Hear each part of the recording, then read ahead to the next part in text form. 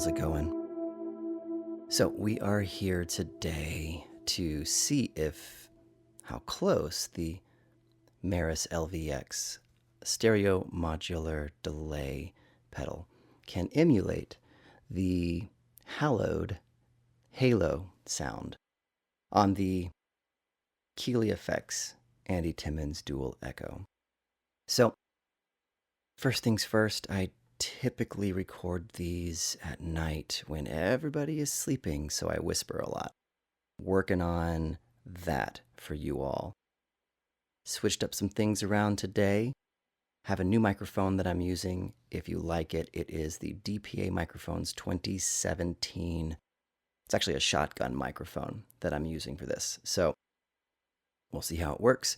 All right, so for today on my signal chain, I have my Fender Custom Shop Tele going into the 29 pedals Una, and then coming out from that, I'm using a Montreal Assembly 2 positive stereo overdriver. And that by itself, along with the Benson Chimera VST by Mixwave in Pro Tools, that's my dry signal, and here's what that sounds like.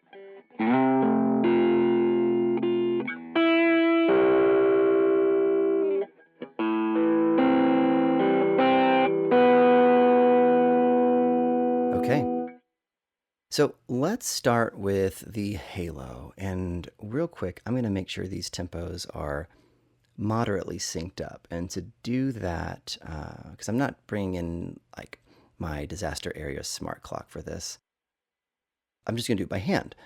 So on the halo, whether the switch is engaged on or off, you hold it down until it starts blinking. And then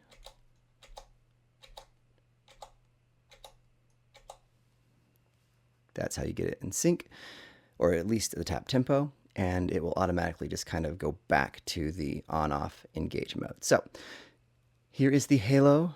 All of the knobs as you see there is what we're getting.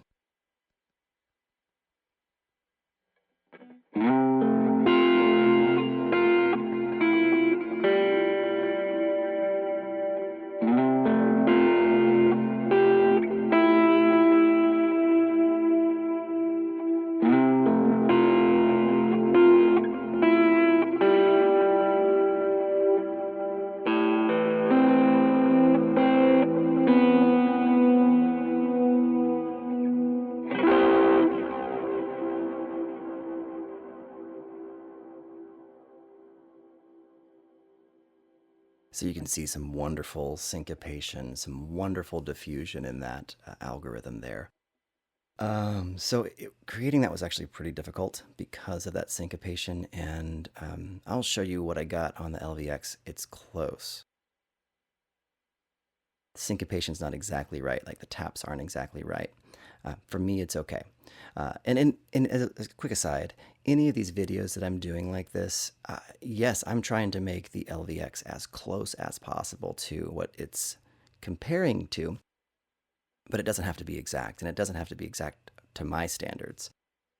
The whole point of this is to kind of give you an idea of what the LVX can do, but also, a little comparison. We all like having multiple things on our boards. So, maybe you want to have both. That's why. So let's check out the, one more time, since I just rambled on. Just a quick little halo.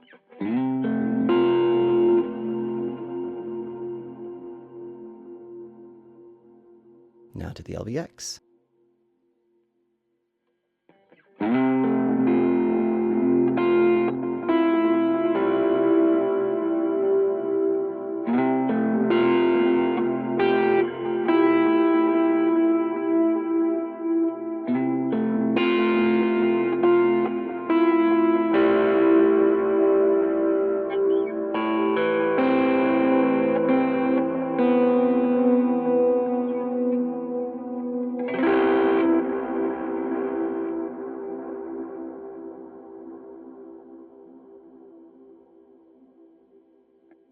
Okay, so I don't know if you heard that, the difference there. It is, I think in the third tap. It's just not completely accurate to what the halo is doing. And in fairness, halo, it's pre-programmed, those taps. You can't really adjust them minus the like the time of it, meaning like a quarter note, dotted eighth, that sort of thing. You actually no, I'm sorry. The halo is an effect by itself, so you can't really change that. And let me back up. When I said that the knobs are exactly what you see, that's not true because the depth is not where it's supposed to be. It's supposed to be up at the halo, like this. Right? Let me see where I had it. Yeah, halo. If you just noticed that when I move that around, that light turned blue until I got it back to where it was in the preset. So if you just want to make sure, we can move this around till they're all there. Where did I have this? Oh, look at that. I must have moved this. Okay. Timing, I'm going to leave alone because we have it synced up. Okay. Yay. Okay. Back at this. Let's check those syncopated beats, those hits, those taps, if you were. So back with the LVX.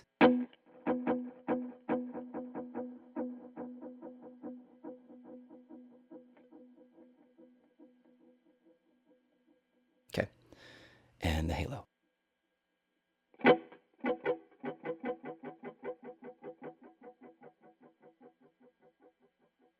So it's not the third one. Let's count it. It's like the fifth.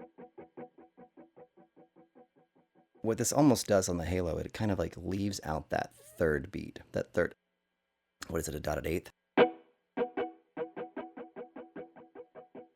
And then it kind of continues on from there. The diffusion's really nice. The kind of the panning left and right is very nice too. Something that you can't adjust. You can't adjust the panning. You can't adjust the diffusion. It is what it is. It's built into that algorithm.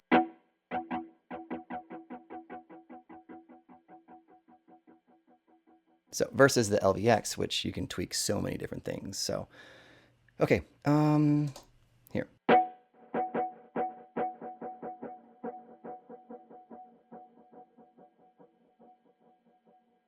If you notice that LVX syncopates a bit more, it leaves out some of those taps in that sequence. And to me, actually, just now, it felt like it almost fell apart, but came right back here.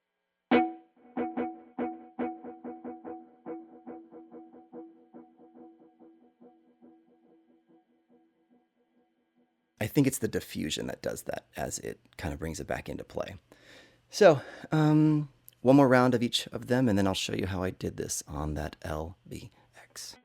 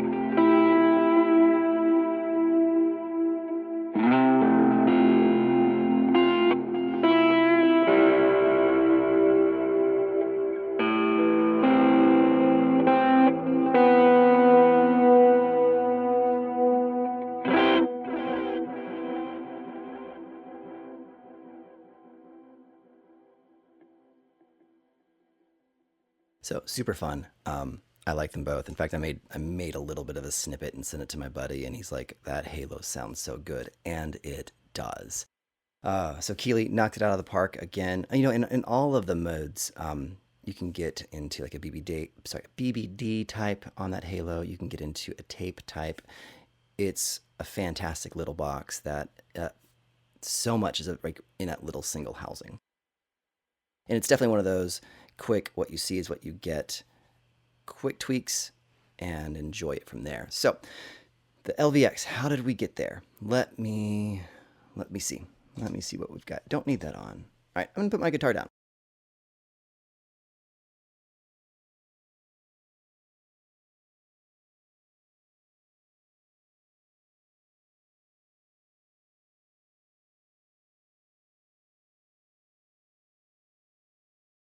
Let's talk about the LVX here and how we got this.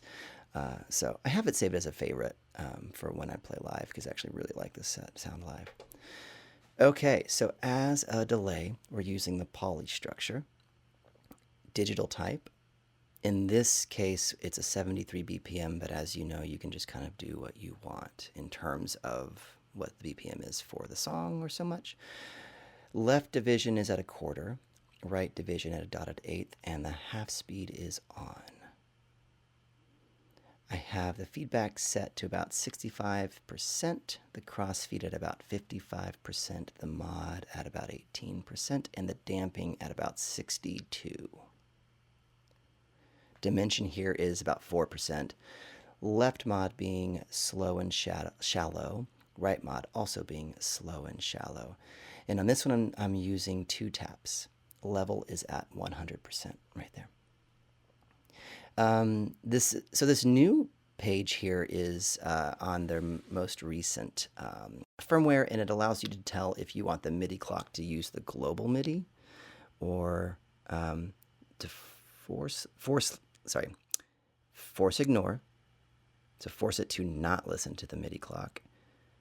Force listen, so force it to listen to the MIDI clock. Use global. So there's a setting in the global settings. So you can basically per preset tell how you want it to do time clock. And none of that affects the sound of this preset. Moving from there, dynamics. So the type is the diffusion set in the feedback loop with a density of about 11% and a low pass filter at 24,000 hertz as high as it goes. So basically doesn't pass any, it doesn't cut off anything. There's no low pass on it. I mean, technically there is at 24,000, but we can't hear that. No preamp on this one. No filter on this one. No pitch. No modulation. Interesting. Mix, I dialed that mix down to 55% for this specific thing with a dry and wet trim of 0 each. Looper, not using it. Modifiers, none. Oh yeah, that's a sequencer. Still none. So no modifiers being used. That's it. That is pretty cut and dry. Like always, thank you for being here. If you haven't yet, hit like, hit subscribe. It really helps support this channel. And leave a comment. Let me know what you think. Let me know how this has gone. And how does it sound to you? I'm wanting to make sure that I'm improving what I'm doing so that it helps the most of us, right? So let me know. All right, we'll see you on the next side.